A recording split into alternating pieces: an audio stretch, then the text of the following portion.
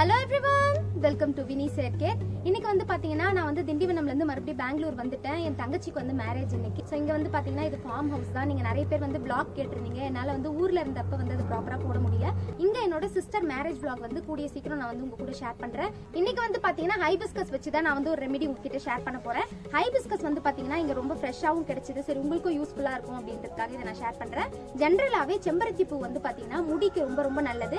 Even நம்ம ஸ்கின்னுக்கும் ரொம்ப நல்லது. பட் நான் வந்து ட்ரை பண்ணது கிடையாது. ஹேருக்கு மட்டும் தான் ட்ரை பண்ணிருக்கேன். ஹைபிஸ்கஸ் ஆயில் வந்து பாத்தீங்கன்னா ஹேரை வந்து ரொம்ப சாஃப்டாவும் ஸ்மூத்தாவும் வச்சுக்கிறதுக்கு ஹெல்ப் பண்ணும். நமக்கு ஹேர் க்ரோத்துக்கும் அது ரொம்பவே ஹெல்ப் பண்ணும். நிறைய பேருக்கு நமக்கு தெரியாத ஒரு விஷயம் என்ன அப்படின்னு பாத்தீங்கன்னா ஹைபிஸ்கஸ் வந்து கிரே ஹேர் ப்ராப்ளம்லாம் கம்ப்ளீட்டா பிளாக் ஹேரா மாத்துறதுக்கான தன்மை வந்து இதுல இருக்கு.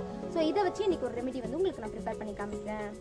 செம்பருத்தி பூவோட அளவு வந்து பார்த்தீங்கன்னா எந்த அளவுக்கு அதிகமாக சேர்க்குறோமோ அந்த அளவுக்கு பெனிஃபிட் வந்து நமக்கு கிடைக்கும். இவ்வளோ தான் யூஸ் பண்ணணும் அப்படின்னு கிடையாது. நான் வந்து பார்த்தீங்கன்னா ஒரு 20 to 25 பூ அளவுக்கு எடுக்கிறேன். ஒரு 1/4 லிட்டர் எண்ணெய் அளவுக்கு தான் நான் ப்ரிப்பேர் பண்ண போகிறேன். சப்போஸ் உங்களுக்கு வந்து அதையும் விட கம்மியாக தான் பூ கிடைக்குது அப்படின்னா எண்ணெயோட அளவையும் கம்மி பண்ணிக்கோங்க. எண்ணெயை அதிகமாக நம்ம ஊற்றிட்டு பூ வந்து கம்மியாக சேர்த்தோம் அப்படின்னா போதுமான அளவுக்கு பெனிஃபிட்ஸ் வந்து நமக்கு கிடைக்காது. நான் ஆல்ரெடி சொன்ன மாதிரி ஹைபிஸ்கஸ் அதிகமாக சேர்க்குறப்ப முடியோட அடர்த்தியும் வந்து பார்த்தீங்கன்னா அதிகமாக நமக்கு வந்து அது கொடுக்கும். நெக்ஸ்ட் டேண்ட்ரஃப் ப்ராப்ளமை கூட இது சரி பண்ணுறதுக்கான தன்மை வந்து இதில் இருக்குது. ஃபஸ்ட்டு வந்து பார்த்தீங்கன்னா அடுப்பை லோ ஃப்ளேமில் வச்சுட்டு ஒரு பாத்திரத்தை நான் வந்து வச்சுருக்கேன். சப்போஸ் உங்ககிட்ட வந்து இரும்பு கடாய் இருக்குன்னா அது ரொம்பவே நல்லது. இங்கே எனக்கு கிடைக்கல, ஸோ அதனால் இந்த பாத்திரத்தை வந்து நான் யூஸ் பண்ணியிருக்கேன். பாத்திரம் கொஞ்சம் சூடான உடனேவே நம்ம எண்ணெயை வந்து ஆட் பண்ணிக்கலாம். செக்கில் ஆடின தேங்காய் எண்ணெயாக இருந்தால் இன்னும் பெனிஃபிட் நமக்கு நல்லாயிருக்கும். நான் வந்து கடையில் வாங்கினது தான் யூஸ் பண்ணியிருக்கேன். ஒரு 1/4 லிட்டர் அளவுக்கு பார்த்தீங்கன்னா நான் எண்ணெயை வந்து ஆட் பண்ணியிருக்கேன். இப்போ இதில் வந்து பார்த்தீங்கன்னா நம்ம எடுத்து வச்சுருக்க செம்பருத்தி பூவை ஆட் பண்ணிக்கலாம். நான் வந்து ஒரு 25 பூவுக்கு மேலவே வந்து ஆட் பண்ணியிருக்கேன். இந்த மாதிரி கொஞ்சம் கொஞ்சமாக எண்ணெயில் வந்து நம்ம ஆட் பண்ணிக்கலாம்.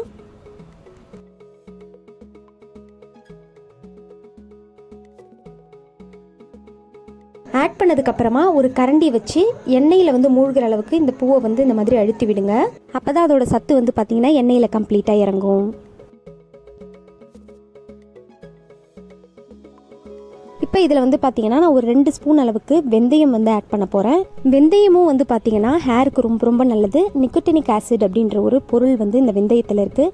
இது நம்மளோட முடியை வந்து நல்லா அடர்த்தியாக வளர்கிறதுக்கு ஹெல்ப் பண்ணும். நெக்ஸ்ட் டேண்ட்ரஃப் ப்ராப்ளம் இருக்குன்னா அதை சரி பண்ணுறதுக்கான தன்மையும் இந்த வெந்தயத்தில் இருக்குது. ப்ரோட்டீன் வந்து அதிக அளவில் இருக்கிறதால முடி வந்து ரொம்ப ஸ்ட்ராங்காகவும் ஸ்ட்ரென்த்தாகவும் வளர்கிறதுக்கு நம்மளுக்கு ரொம்பவே ஹெல்ப் பண்ணும். ஸோ வெந்தயம் வந்து கண்டிப்பாக ஆட் பண்ணுங்கள். சப்போஸ் நீங்கள் ஆயில் வந்து இன்னும் அதிக அளவில் ப்ரிப்பேர் பண்ண போகிறீங்கன்னா அதுக்கேற்ற அளவுக்கு செம்பருத்தி பூவும் வெந்தயத்தோட அளவையும் நீங்கள் எக்ஸ்ட்ராவாக ஆட் பண்ணிக்கலாம். இப்போ வந்து பார்த்தீங்கன்னா ஒரு 15 மினிட்ஸ் ஆயிருக்கு. நம்ம ஆட் பண்ண செம்பருத்தி பூவோட கலர் வந்து சேஞ்ச் ஆக ஆரம்பிச்சிருக்கு. கம்ப்ளீட்டாக இது நல்லா டார்க் ஆகிற வரைக்கும் இந்த எண்ணெயை வந்து நம்ம ஹீட் பண்ணிக்கிட்டே இருக்கணும். மறக்காமல் லோ ஃப்ளேமில் வச்சு ஹீட் பண்ணுங்கள். ரொம்ப ஹை ஃப்ளேமில் வைக்காதீங்க. ஏன்னா வெந்தயம் வந்து சட்டுன்னு கரிஞ்சு போகிறதுக்கு சான்ஸ் இருக்குது. முக்கியமாக கரண்டி வச்சு இந்த மாதிரி கிளறி விட்டுட்டே இருங்க. சப்போஸ் நம்ம வந்து தூரமாக போயிட்டீங்க அடுப்பில் வச்சுட்டுன்னா எண்ணெய் கரிஞ்சு போகிறதுக்கு சான்ஸ் இருக்குது. எண்ணெய் கரிஞ்சிடுச்சுன்னா நம்ம கண்டிப்பாக யூஸ் பண்ண முடியாது. நம்மளோட ஹேருக்கு அது நல்லது கிடையாது. இப்போ வந்து பார்த்தீங்கன்னா ஒரு 30 மினிட்ஸ் ஆயிருக்கு. பூவோட நிறம் வந்து பார்த்தீங்கன்னா இன்னும் கொஞ்சம் வந்து டார்க்காக ஆரம்பிச்சிருக்கு. ஆனால் அந்த நுரை வந்து பார்த்தீங்கன்னா மேலே இன்னும் ஃபார்ம் ஆகலை. ஹீட்டாக வந்து பார்த்தீங்கன்னா இந்த செம்பருத்தி பூவிலேருந்து மேலே ஒரு நுரை மாதிரி ஃபார்ம் ஆகும். நான் சொன்ன மாதிரி இப்போ வந்து பார்த்தீங்கன்னா அந்த நுரை வந்து ஃபார்ம் ஆக ஆரம்பிச்சிருக்கு. நெக்ஸ்ட் வந்து பார்த்தீங்கன்னா நம்ம செம்பருத்தி பூ வந்து என்னதான் இந்த ஆயிலில் வந்து ஹீட் பண்ணி யூஸ் பண்ணாலும் ஆயிலோட கலர் வந்து பார்த்தீங்கன்னா மாறாது. அதோட சத்து மட்டும் பார்த்தீங்கன்னா கம்ப்ளீட்டாக இதில் இறங்கிடும். நெக்ஸ்ட் இதில் வந்து பார்த்தீங்கன்னா நம்ம காய வச்ச செம்பருத்தி கூட யூஸ் பண்ணலாம். ஏன்னா மோஸ்ட்லி நிறைய பேருக்கு ஃப்ரெஷ்ஷான செம்பருத்தி வந்து அதிக அளவில் கிடைக்காது. அந்த மாதிரி இருக்கிறவங்க காய வச்ச பூ வந்து கொஞ்சம் கொஞ்சமாக சேர்த்து வச்சு அதை வந்து நீங்கள் இதில் ஆட் பண்ணி இந்த ஆயில் வந்து ப்ரிப்பேர் பண்ணலாம். இல்லை செம்பருத்தி பூவோட பவுடர் வந்து யூஸ் பண்ணலாமா அப்படின்னு கேட்டிங்கன்னா பவுடரை டேரெக்டாக இந்த ஆயிலில் போட்டு ஹீட் பண்ணாதீங்க. ஏன்னா ஈஸியாக கரிஞ்சு போயிடும். வெந்தயத்தை மட்டும் போட்டு நல்லா ஆயிலை வந்து ஹீட் பண்ணிவிட்டு அதுக்கப்புறமா ஒரு துணியில் வந்து உங்களுக்கு தேவையான அளவுக்கு அந்த பவுடரை ஆட் பண்ணி ஒரு முடிச்சு போட்டு இந்த எண்ணெய்க்குள்ளே நீங்கள் போட்டு வச்சுக்கலாம். அது கொஞ்சம் கொஞ்சமாக அந்த சத்து வந்து பார்த்தீங்கன்னா நல்லா ஊறி இந்த ஆயிலில் இறங்கிடும். இன்னும் ஒரு 15 மினிட்ஸ் வந்து இது ஹீட் ஆச்சுன்னா கரெக்டாக இருக்கும். டோட்டலாக 45 மினிட்ஸ் அளவுக்கு நம்ம இதை ஹீட் பண்ணி யூஸ் பண்ணால் ப்ராப்பராக இருக்கும். வெந்தயம் வந்து பார்த்தீங்கன்னா இவ்வளோ நேரம் நம்ம ஹீட் பண்ணியும் அது வந்து கரிஞ்சு போகலை. ஸோ இதுதான் ரொம்ப முக்கியம். சப்போஸ் வெந்தயம் கரிஞ்சிடுச்சு அப்படின்னா அந்த ஆயிலை நம்ம யூஸ் பண்ண முடியாது. வெந்தயம்னு கிடையாது, எப்போவுமே ஆயிலில் நம்ம ஆட் பண்ணுற எந்த இன்க்ரீடியண்ட்டாக இருந்தாலும் கரிஞ்சு போயிடுச்சுன்னா அதோட தன்மையே மாறிடும். ஸோ பார்த்து கிட்ட இருந்து இந்த மாதிரி கிளறி விட்டுட்டு கரெக்டான பதத்தில் வரப்போ நீங்கள் ஆஃப் பண்ணிக்கலாம். இப்போ வந்து பார்த்தீங்கன்னா 45 மினிட்ஸ் ஆயிடுச்சு. பூவோட கலர் வந்து பார்த்தீங்கன்னா கம்ப்ளீட்டாக நல்லா டார்க் ஆகிடுச்சு. இந்த மாதிரி இருக்கப்ப அடுப்பை ஆஃப் பண்ணிவிட்டு இதை அப்படியே ஆற விட்டுடுங்க. சூடாக இருக்கப்ப மூடி போட்டு ஆற வைக்காதீங்க. ஏன்னா வந்து உள்ளே வேர்த்து அந்த தண்ணி வந்து ஆயிலில் இறங்கிடும். ஸோ அந்த மாதிரி அப்படியே திறந்து வச்சே நீங்கள் வந்து ஆற வச்சிடலாம். ஒரு நைட் ஃபுல்லாக இதை அப்படியே விட்டுடலாம். இப்போ காலையில் வந்து பார்த்தீங்கன்னா வெயில் வந்ததுக்கு அப்புறமா இந்த பாத்திரத்தோடவே நான் வந்து கொஞ்சம் நேரம் வெயிலில் வைக்க போகிறேன். அதாவது ஈவினிங் வெயில் இருக்க வரைக்கும் வைக்க போகிறேன், ஒரு நாள் ஃபுல்லாக கம்ப்ளீட்டாக. இந்த மாதிரி வச்சதுக்கு அப்புறமா இதை நம்ம வந்து ஃபில்டர் பண்ணி யூஸ் பண்ணலாம். இந்த மாதிரி வெயிலில் வச்சு நம்ம யூஸ் பண்ணுறப்ப ஆயிலோட பெனிஃபிட் அதிக அளவில் இருக்கும். நெக்ஸ்ட் ஆயில் அவ்வளோ சீக்கிரம் கெட்டு போகாமல் இருக்கும். நான் வந்து பார்த்தீங்கன்னா ஒரு நாள் தான் வெயிலில் வச்சேன். உங்களுக்கு தேவைப்பட்டா 2-3 நாள் கூட இதே மாதிரி வெயிலில் வச்சு அதுக்கப்புறம் ஃபில்டர் பண்ணிக்கலாம்.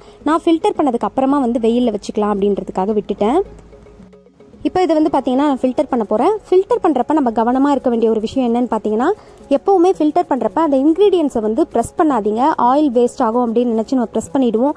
அந்த மாதிரி இருக்கப்ப சப்போஸ் அந்த இன்க்ரீடியன்ட்ல ஏதாவது தண்ணி இருக்குது அப்படின்னா அது வந்து ஆயிலில் ஆட் ஆகி ஆயில் சீக்கிரம் கெட்டு போகிறதுக்கு சான்ஸ் இருக்குது. ஸோ இந்த மாதிரி மேலோட வெறும் எண்ணெயை மட்டும் வடிகட்டிக்கோங்க.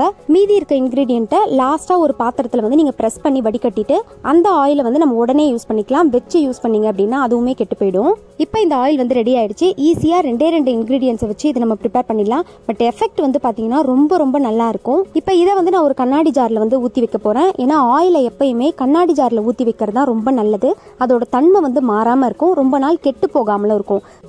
முக்கியமாக பாட்டிலில் வந்து ஈரம் இல்லாமல் பார்த்துக்கோங்க. நல்லா தொடச்சிட்டு அதுக்கப்புறமா ஸ்டோர் பண்ணிக்கோங்க. சப்போஸ் ஈரம் இருந்துச்சு அப்படின்னா எண்ணெய் வந்து ஒரு மாதிரி பூஞ்சானம் பிடிச்ச மாதிரி ஆகிடும். சப்போஸ் நம்ம பிளாஸ்டிக்கில் யூஸ் பண்ணுறோம் இல்லை சில்வரில் யூஸ் பண்ணுறோம் அப்படின்னா அந்த மெட்டலில் இருக்கிறது வந்து ஆயில் கூட ஆட் ஆகி ஆயிலோட தன்மை வந்து மாறும். ஸோ கண்ணாடி ஜாரில் முடிஞ்ச அளவுக்கு ஸ்டோர் பண்ணுறதுக்கு ட்ரை பண்ணுங்கள். அதே மாதிரி முக்கியமாக டைட்டான மூடி இருக்க மாதிரி பார்த்துக்கோங்க. சப்போஸ் காற்று போனால் கூட ஆயில் வந்து சீக்கிரம் கெட்டு போகிறதுக்கு சான்ஸ் இருக்குது. நல்லா டைட்டான ஒரு கண்டெய்னராக பார்த்து ஸ்டோர் பண்ணி வைக்கிறது நமக்கு ரொம்ப ரொம்ப நல்லது.